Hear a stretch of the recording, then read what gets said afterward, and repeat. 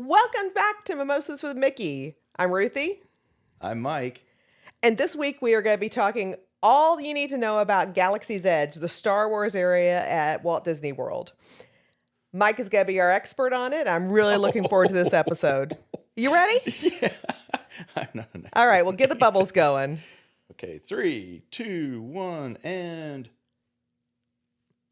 3, 2, 1, and you son of a bitch. 3, 2, 1, and Opa! All right, 4.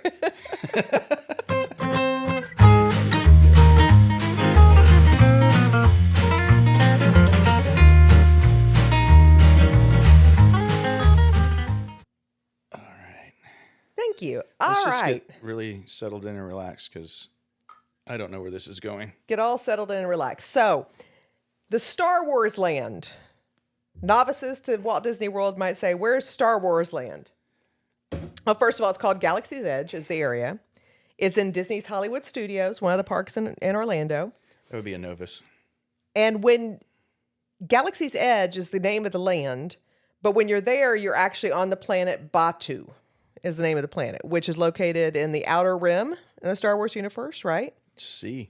And where you are on the planet of Batuu is called Black Spire Outpost. So you may hear it referred to as Black Spire Outpost, Galaxy's Edge, Batuu, but all of that is the Star Wars themed land that opened up a few years ago at Walt Disney World and is exactly the same at both Walt Disney World and Disneyland Resort. I'll take your word on that. I haven't been to the other one. Yep. We were so excited when this opened up because Mike's a big Star Wars fan. We're both big nerd. Star Wars fans.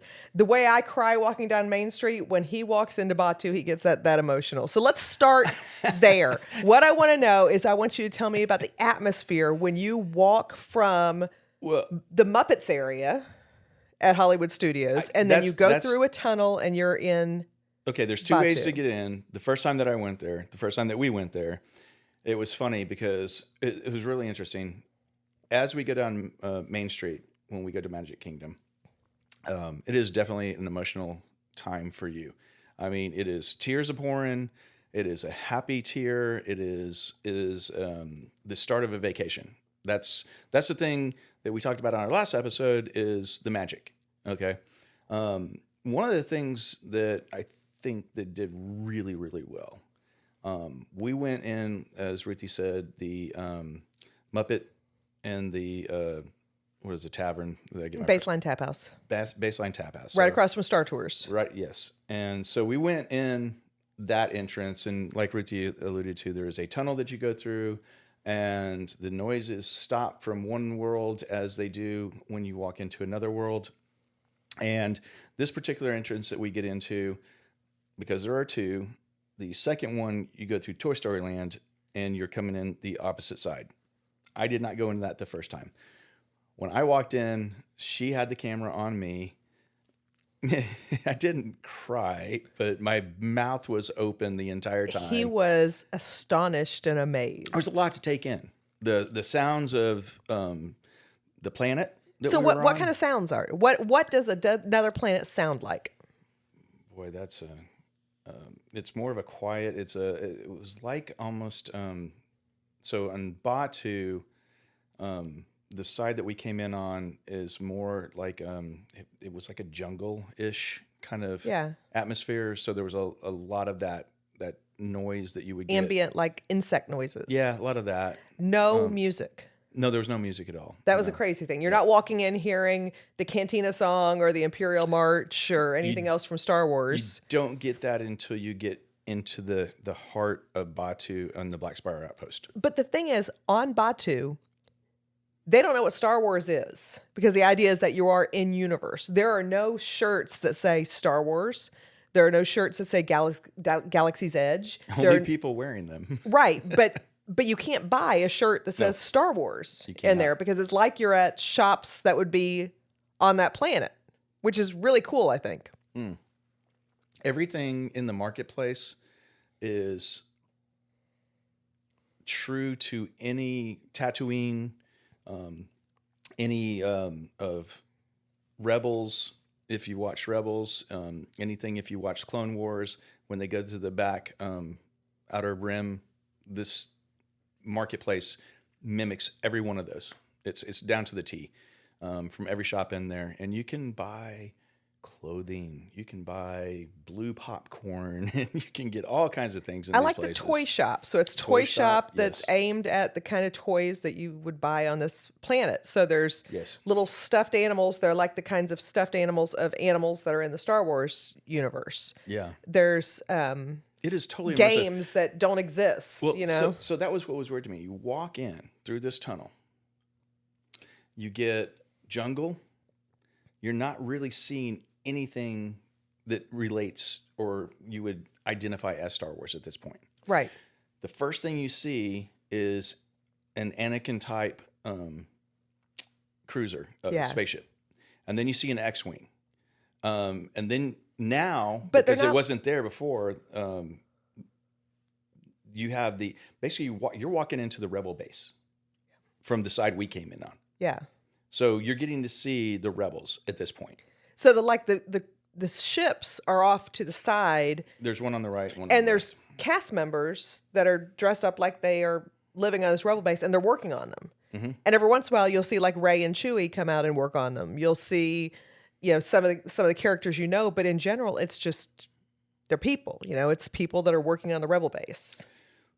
Exactly. And Yeah. then you get a little farther in, you'll hit the marketplace. Yeah. And that's where it really captured me. Now I've passed the Rebel base, not a lot going on there. I walk in and man, you get into the marketplace. And then if you don't go into the marketplace directly, you're going to go into a droid shop with some land cruisers. And above the land cruisers, there's a platform. And you said that, you see Rey and Chewie and different characters that are from Star Wars, but mostly you see them up there. This is the interaction they get. They do walk around a lot. I mean, Yeah. Kylo Ren walks around, Yeah. Stormtroopers walk around. You get a lot of interaction, but as far as seeing the characters, they're going to be on that platform. Yeah.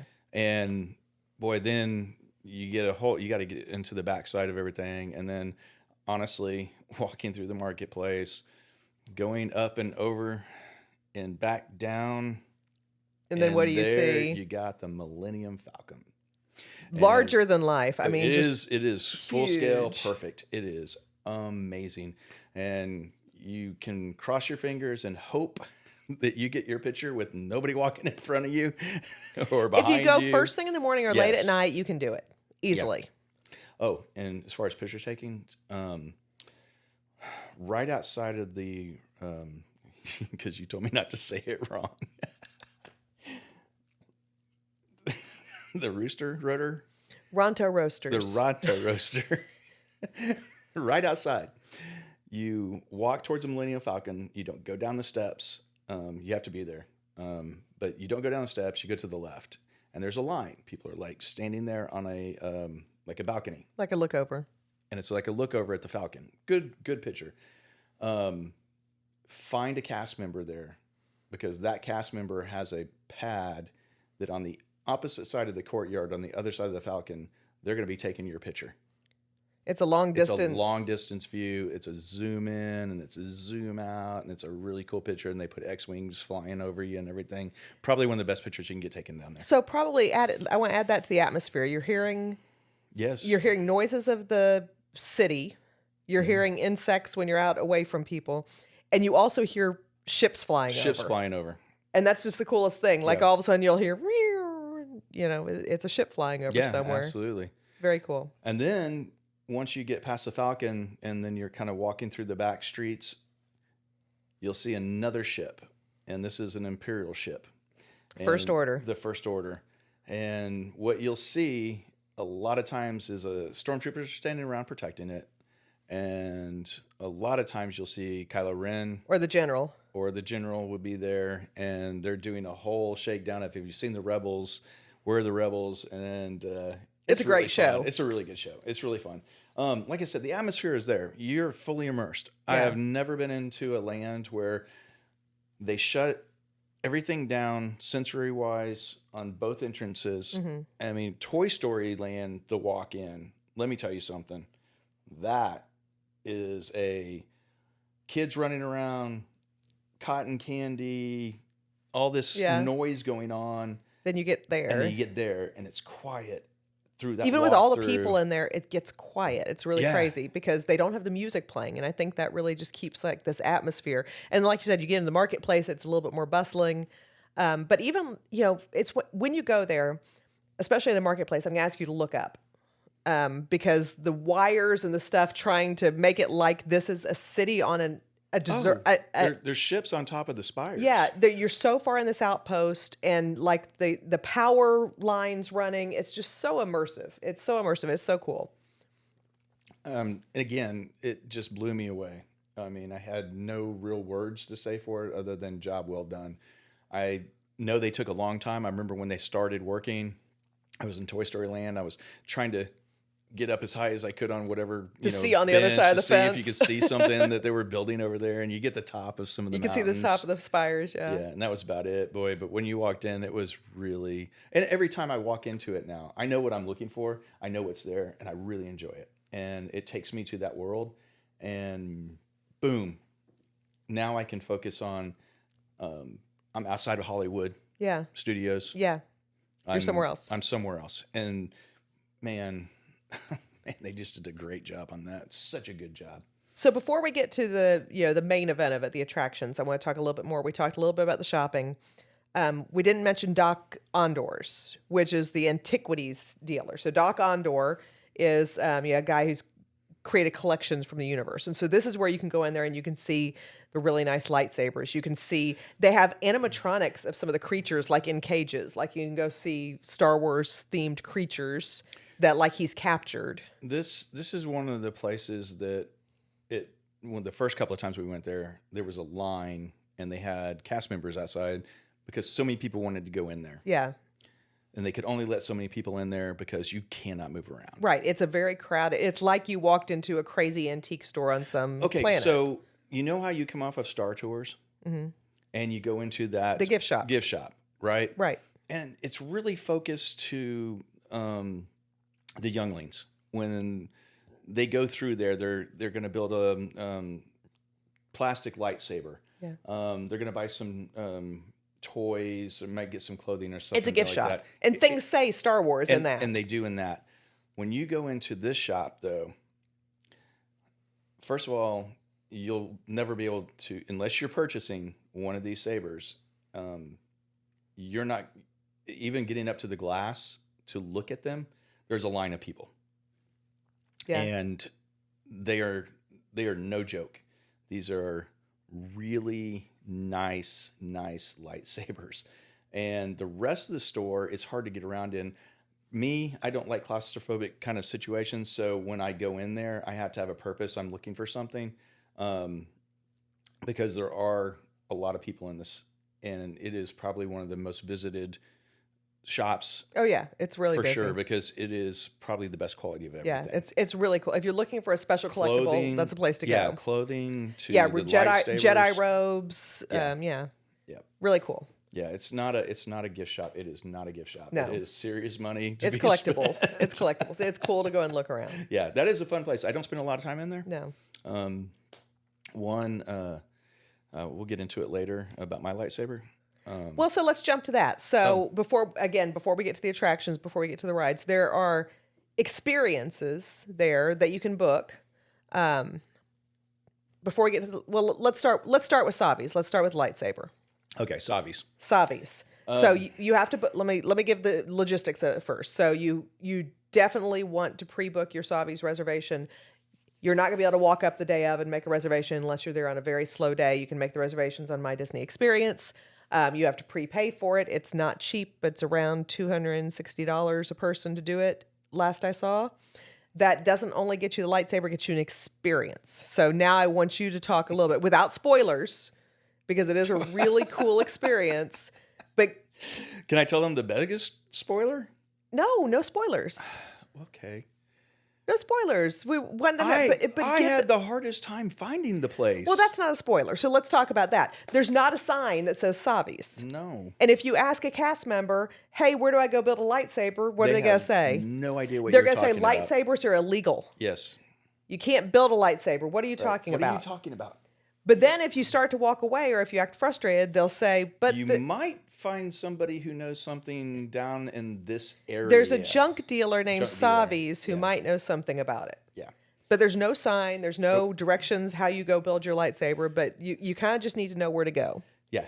And I'm not going to give that away because it was fun finding it. I Yeah. mean, I had to ask around a while. When we did get there and figured out what was going on, it was, again, another experience. They really, they really upped their game on this one. This one folds in a lot of the original Star Wars. And let's just be honest on this one. Batu's focused around the Rey Yeah. character timeline. Yeah. And not the... It's supposed to be set between the second and third, and I don't remember the name of the movies. That's your thing. But right between the second one with Rey and The Rise of Skywalker. I can't remember the name of that one. But that's when Batu is supposed to be set, is in that time frame. Right. And it's not too far if you watch the animated, highly recommend it, Rebels. It's in that timeline too. Yeah. So, yeah. Yeah. So you got that, and you get set up with your reservation. You go check in. There's things that they have you do for picking out the type of lightsaber. Okay, there's no spoilers here. You know that's there's fine. different types of lightsabers, different types of crystals that you put in. I mean, you literally pick the crystal color that you want your lightsaber to be. You know, you have the red ones for the Sith, and then you have the blue, the green. Just a little tip here: if you ask for Mace Windu purple, you can get it. I got one. Yep. But anyway, those are the real fun thing is you're going in. I went the first time, and my gorgeous bride over here, she videoed my reactions. I think that was probably one of the most reactive things to me emotionally. They only let like 20 people in to do it at a time. 20 people, and each person can have one watcher, yeah, that goes in with you. That goes in with you in video, and it's a whole story. And again, this is where I don't want to give spoilers, but it's not just they teach you how to put it together and they give you the parts. There's a story. It's an experience. Yep. It's a 20 to 30 minute show. Felt longer than that because it was just so engaging. That you're a part of, yeah.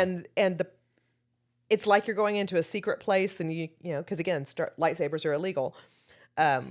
But it's you can't let the stormtroopers see you. Can't let the stormtroopers see you with it. But it is just a whole experience, and you know, people say, "Oh my gosh, that much money for a lightsaber!" You're not paying for the lightsaber. It's a good lightsaber. It's a really high quality lightsaber. Not like in this other shop. Yeah, it's not plastic. It's a glass rod. It's great. High quality. You can ship it back from the First Order gift shop. Pro tip right there. Pro tip. If you do make one, don't try and take it back on the plane. I mean, you can, but it's just a hassle. It's much better to ship it back through the First Order gift shop. They can ship it for you. They make a big deal like they're confiscating it, but they really aren't. Right. They'll ship it for you. But you're paying for the experience. You're paying for the show. You're paying for this really special.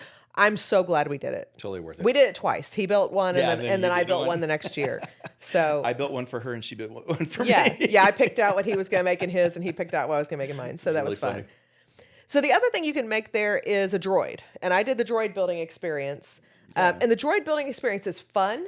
It is not the same as a lightsaber. So the droid building is you going into, you know, a parts warehouse, and you pick out the parts for your droid, and you put them together, and it's, you know, there's a little bit of an experience, there's a little bit of a show, but it's not nearly as much. You can walk up and build a droid. You still can make reservations ahead of time. I do recommend that, but if you don't, check the walk-up list. You could do it. It's a lot cheaper. They run around $60. Now, I will tell you, they are remote control. Yeah. They're really fun. They are fun. They are fun to run around. You took it up to your office and was running around the office. Yeah. Well, and yeah, we cosplay, and one of my characters I cosplay is Jedi Snow White, kind of a mashup of Snow White with a Jedi. And I wanted a droid for my dwarf, but I wanted it to be in Snow White colors, so I wanted it red and blue. So, you know, I made it specifically for that. And you can either build like an R2 unit or like a BB unit. So you can either get the rolling kind or you can get an R2 base. Yeah. You pick all your colors, you know, mix and match. You can do it all together. It's really fun. You can buy personality chips to put in it. So that's fun. So I didn't do that, but if you pay extra, you can pay a little bit extra for a personality chip that will make it that it's kind of a, it's a very obedient droid that follows your commands. It can be kind of a sassy droid. You can do all these things to it. So that is fun. That's more appropriate for smaller kids. Yeah, if you have a youngling, they let you build your droid in the workshop, and then they have a place outside of the workshop, and people run their droids and do little remote control area. It's fun. Yeah, it's really great. All right, so we're going to stop it there, but be sure to come back next time for part 2 of Mike Talks Batuu. See you next time.